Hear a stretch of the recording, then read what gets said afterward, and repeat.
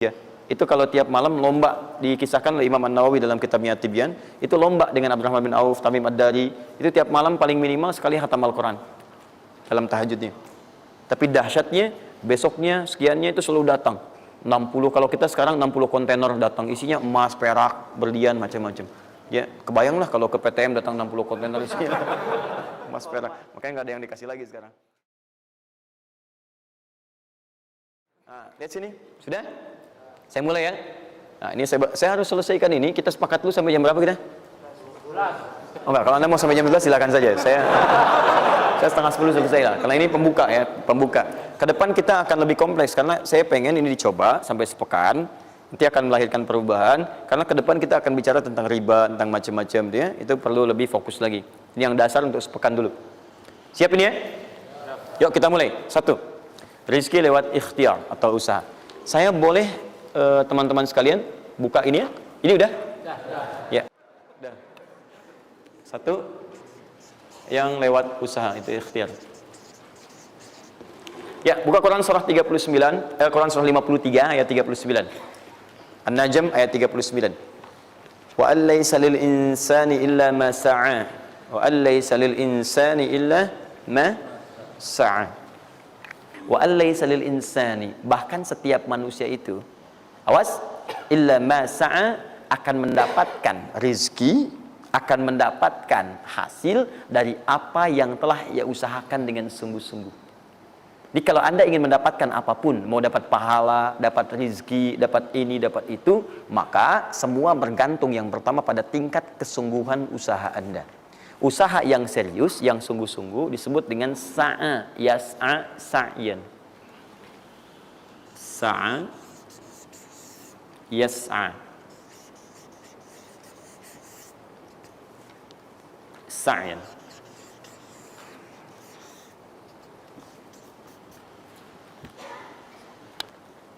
Ini sa'a, yas'a, sa'yan tidak disebutkan dalam bahasa Arab kecuali menunjuk satu usaha yang sangat serius, sungguh-sungguh.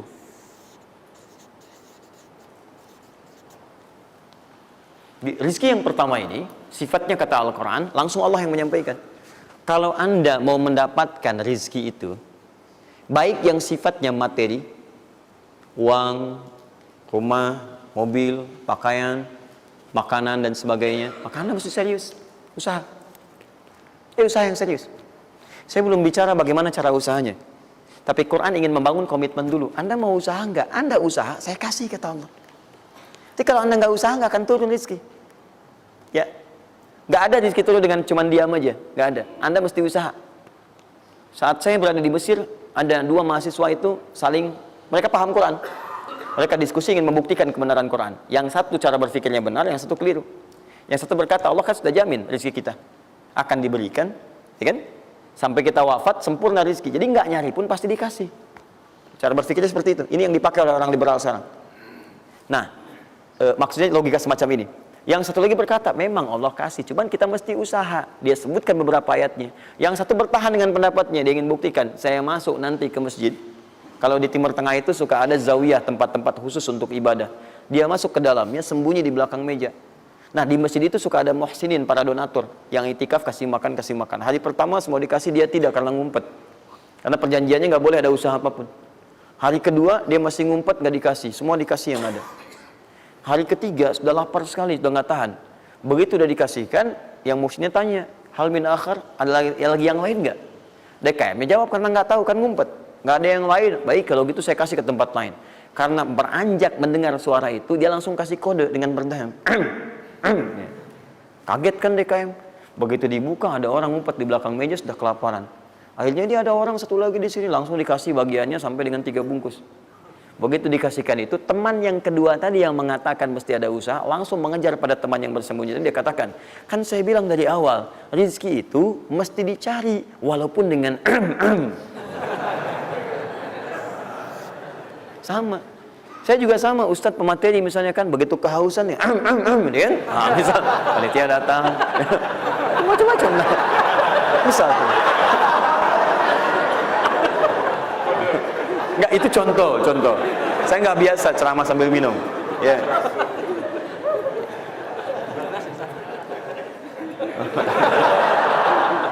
Jelas ya?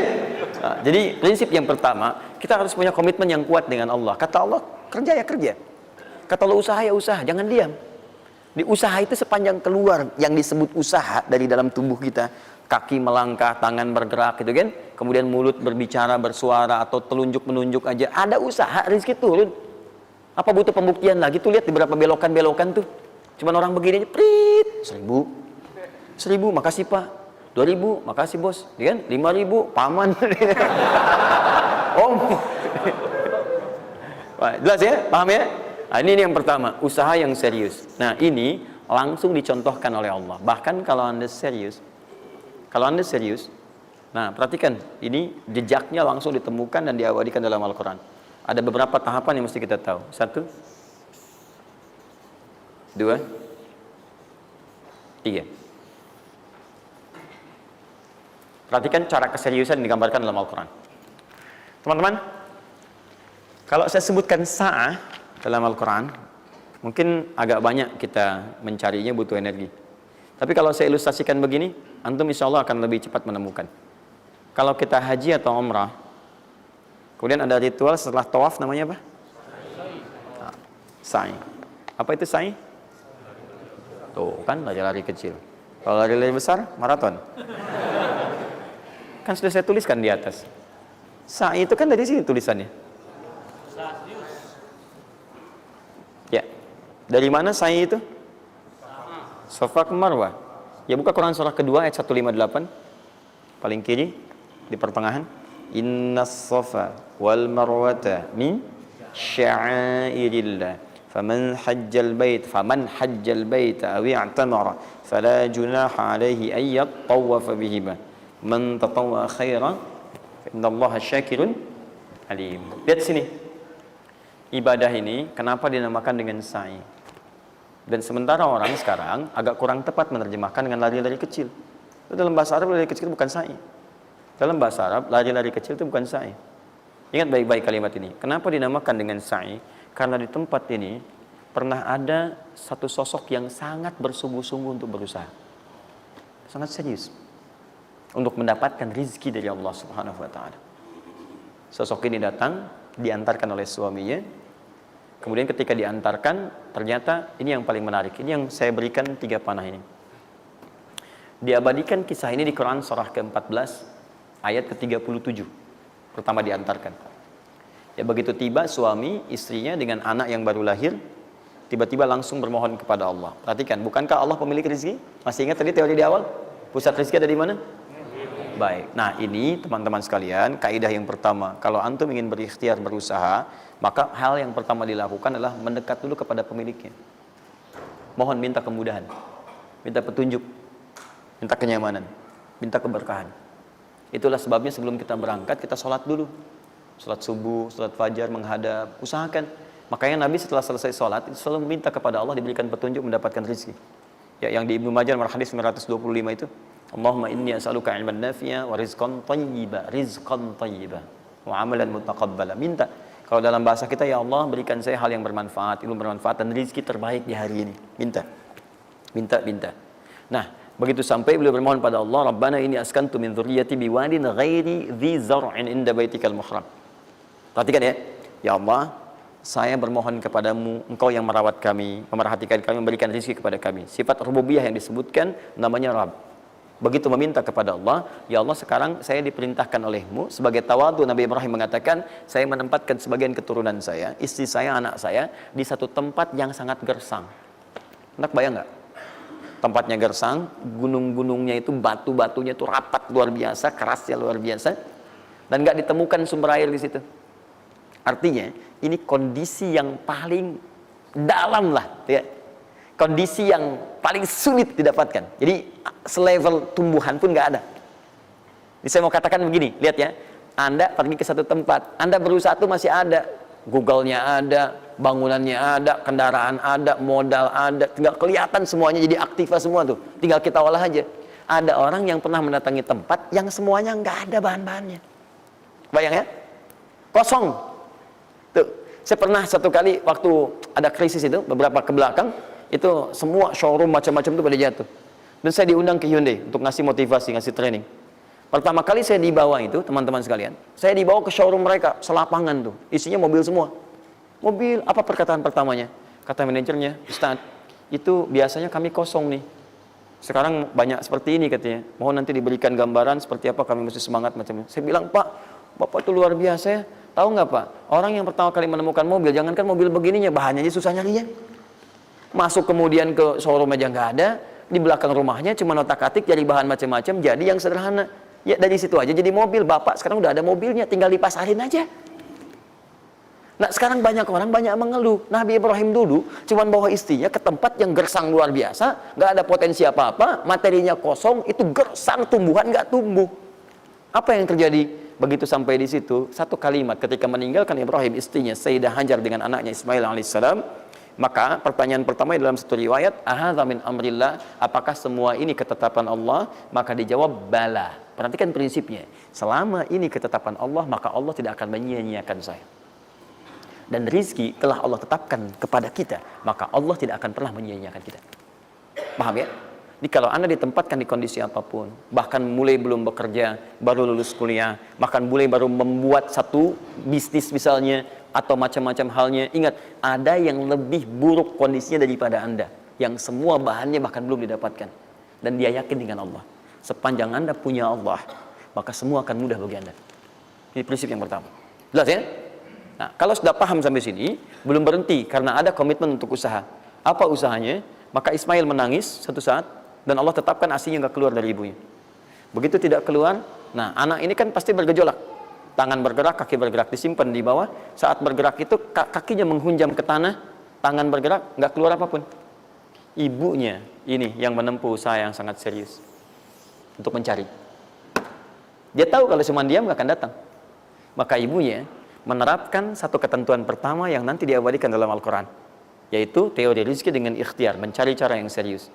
Nah, cuma apa yang akan kita keluarkan saat ini terlepas dari usaha apapun yang Anda kerjakan saat ini. Tapi teori dasarnya adalah ketika Anda menempuh usaha yang serius ini, ada beberapa tahapan yang mesti Anda lalui. Persoalannya, waktu saya sudah habis 9:30. Nah, saya mau minta sedikit aja, boleh nggak saya tambah 5-10 menit? Alhamdulillah. Nah, satu, saya agak cepat ya, saya agak cepat. Satu. Nah, yang pertama beliau lakukan, beliau kemudian mencari itu dengan semangat, naik ke satu bukit. Naik. Bukit apa namanya? Kapan bukit itu dinamai dengan Sofa? Ini persoalannya. Belakangan kan? Belakangan, setelah itu bukit Sofa. Dari mana munculnya Sofa? Sofa itu kan kalau kita gali dari akar katanya, ya berasal dari kata tasfiyah. Ya, Sofa, yasfi, sofyan, wa tasfiyatan, wa sofian, wa sufyanan. Kalau pakai sin, sufyan, kalau pakai sod, sufyanan. Sofiyun. Tasfiyah artinya menyaring sesuatu yang kotor, sehingga yang bersih aja yang kelihatan. Kalau Anda menyaring sesuatu, saring, bersihnya itu ada, kotornya hilang, dibuang. Itu namanya tasfiyah. Pakai ta, sod, fa, ya, ta. Ini hasilnya disebut dengan sofa. Orangnya disebut dengan sofi atau sufi, perempuannya disebut dengan sofia. Jadi kalau ada yang namanya misalnya sufi atau sofia, ini orang yang mampu menyaring segala yang kotor dalam dirinya sehingga yang keluarnya yang baik-baik aja. Kalau bicara ada yang provokasi, mau ngucapan yang kotor dia tahan, keluarnya yang baik. Mau melihat ada yang kotor dia palingkan, dia yang baik. Itu sofia. Perempuannya, laki-lakinya sofi, ya, atau sufi. Baik. Nah, Sofa, kenapa disebut dengan Sofa bukitnya? Karena pada saat itu, walaupun tidak ada modal, situasinya sulit, beliau bisa menyaring keadaan dirinya, sehingga menghilangkan yang kotor-kotor dalam benaknya, dan yang ada cuma prasangka baik kepada Allah Subhanahu wa Ta'ala. Maksudnya Pak, kalau Anda ingin memulai usaha, sehebat apapun, walaupun nggak ada modal, nggak ada apapun, hal pertama modal terbaik yang Anda mesti lakukan adalah berprasangka baiklah kepada Allah Subhanahu wa Ta'ala. Sofa. Positive thinking kepada Allah. Allah sudah janjikan kepada saya, maka saya akan memenuhi apa yang Allah perintahkan. Dan akhirnya Allah memberikan apa yang dijanjikan. Jelas ya? Kalau Anda memulai dengan perasaan yang baik, yang positif, nanti Allah akan angkat Anda berada di puncak seperti Sayyidah Hajar naik ke atas bukit itu. Jelas ya? Dan perasaan Anda pun akan enak. Tapi kalau belum apa-apa Anda sudah negative thinking kepada Allah, maka mohon maaf, jangankan rizkinya, maka usaha Anda pun tidak akan maksimal, effortnya akan sangat kurang. Anda baru mau ke kantor, terus tiba-tiba melihat mendung, ya, terus orang udah mulai macet, terus negatif muncul di situ, ya mendung, macet. Terus apakah dengan mengatakan ya mendung dan macet, kemudian macet itu akan terurai? Mendung itu akan sirna? Tidak. Sampai Anda bikin status pun nggak akan pernah kelar. Ceklik, hari ini Bekasi macet. Terus Anda ngapain? Jadi kalau Anda mau mengawali sesuatu, maka positive thinking kepada Allah. Bismillah. Allah yang bikin mendung, Allah yang bikin terang. Nggak ada bedanya. Bismillah, saya diperintahkan, saya jalan. Tak bisa, kemudian saya coba cari alternatif. Macam Anda usaha.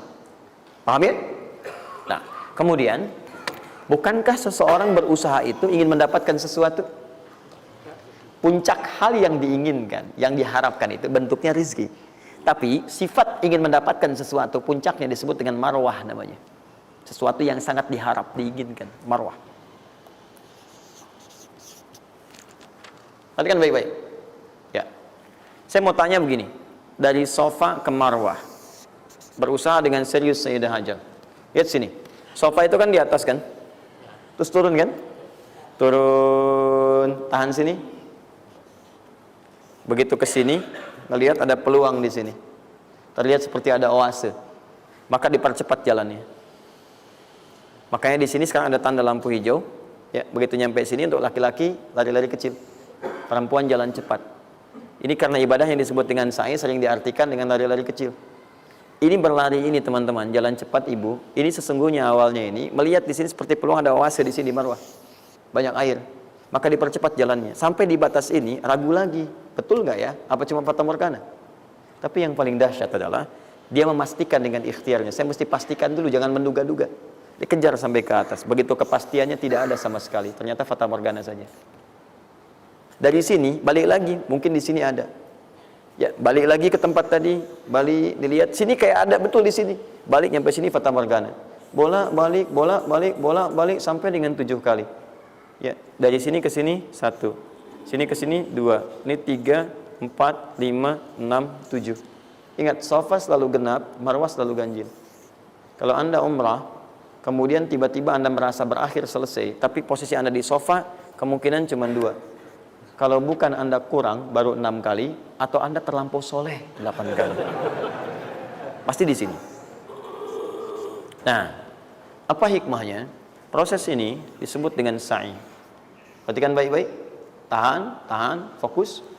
Ketika Anda berusaha teman-teman, maka mulailah dengan berpositive thinking kepada Allah. Tapi ingat, usaha Anda tidak akan selamanya ada di atas. Mungkin suatu saat akan turun, kan? Mungkin Anda ada di puncak. Mungkin suatu saat Anda turun, mungkin kadang ada di puncak, kadang stabil aja.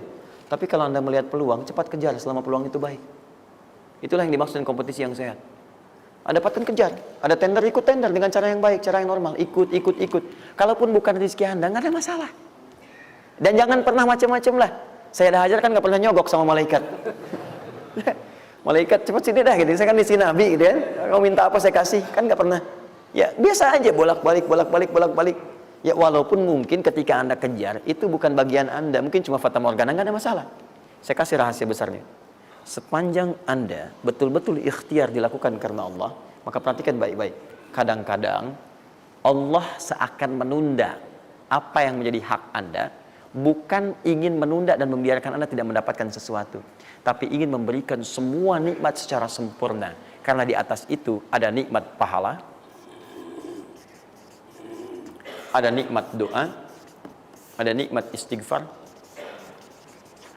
ada nikmat usaha, dan nikmat hasil yang tiada terputus. Tidak terputus. Lihat sini. Kalau antum sehari berusaha, nggak dapat apa-apa. Memang, mohon maaf, hasilnya belum dapat diraih. Belum dilihat tuh. Tapi bukankah pada saat itu, doa antum akan bertambah? Bukankah malamnya salatnya nambah? Tahajud? Bukankah di situ kadang-kadang kita istighfar, ya Allah, Teman-teman, bukankah istighfar menggugurkan dosa? Bukankah berdoa menambah harapan, mengakumulasikan sesuatu? Bukankah tahajud menambah pahala lagi? Kadang-kadang yang diinginkan oleh Allah pertama kali bukan dunia dulu. Ketika Allah mencintai seorang hamba, dia akan berikan pahala akhirat dulu. Karena dunia itu sifatnya sementara. Hei fulan, kamu kemana aja? Kemarin kamu jauh dari saya, baru sekarang kamu pikir dekat dengan saya. Saya nggak pengen kasih dunia dulu, dunia itu kecil. Kalaupun di seekor sayap samuk sebelahnya, sebelah sayap nyamuk ada dunia itu ada nilainya, saya kasih buat kamu deh, nggak ada nilainya. Ya, karena itu saya ingin kamu akhirat sempurna dulu. Saya ampuni dulu dosa-dosa kamu yang kemarin. Begitu sudah diampuni, hari kedua istighfar lagi diampuni, saya kasih pahala yang banyak. Begitu pahala udah dapat, dosa udah diampuni, baru dunia diakumulasikan. Karena hukum dunia itu, kalau antum usaha akan terus diberikan.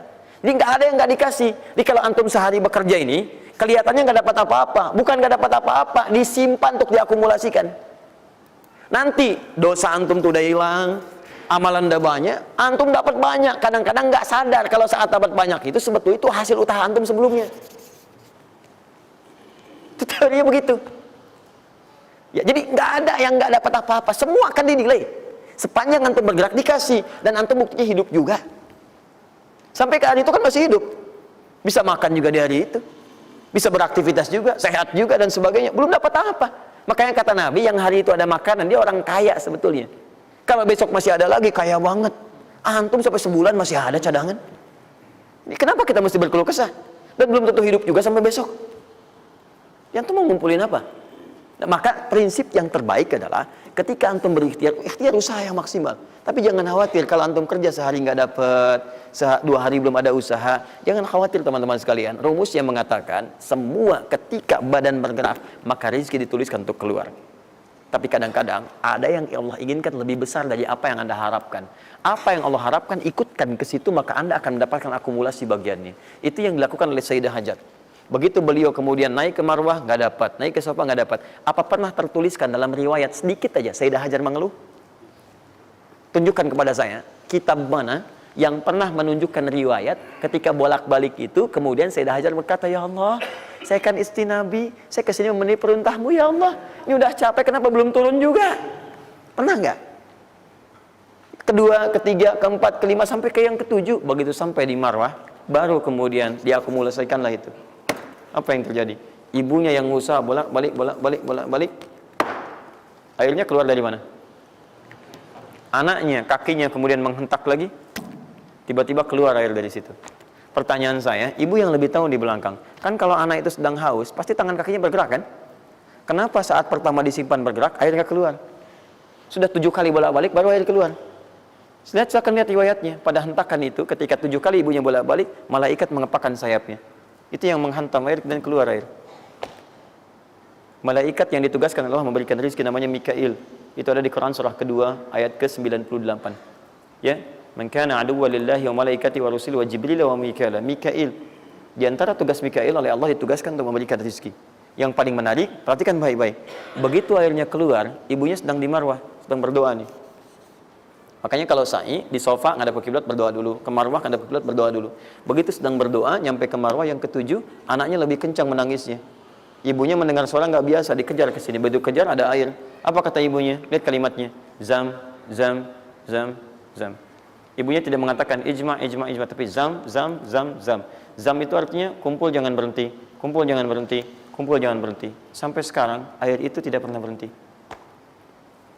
Perhatikan bagaimana akumulasi pekerjaan seorang ibu yang sangat serius menghasilkan rezeki bukan hanya untuk dirinya, untuk anaknya, cucunya, cicitnya, dan berganti generasi sampai kita sekarang.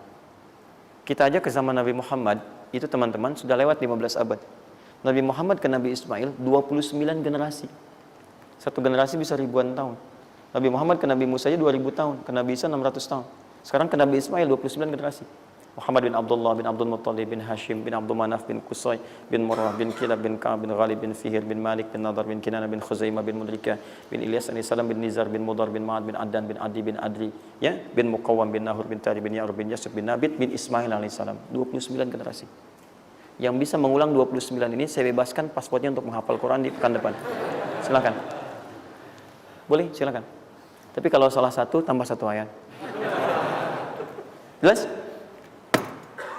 Terakumulasi. Maka boleh jadi Kita berusaha bekerja, sehari belum dapat, 2 hari dagang belum dapat, tenang.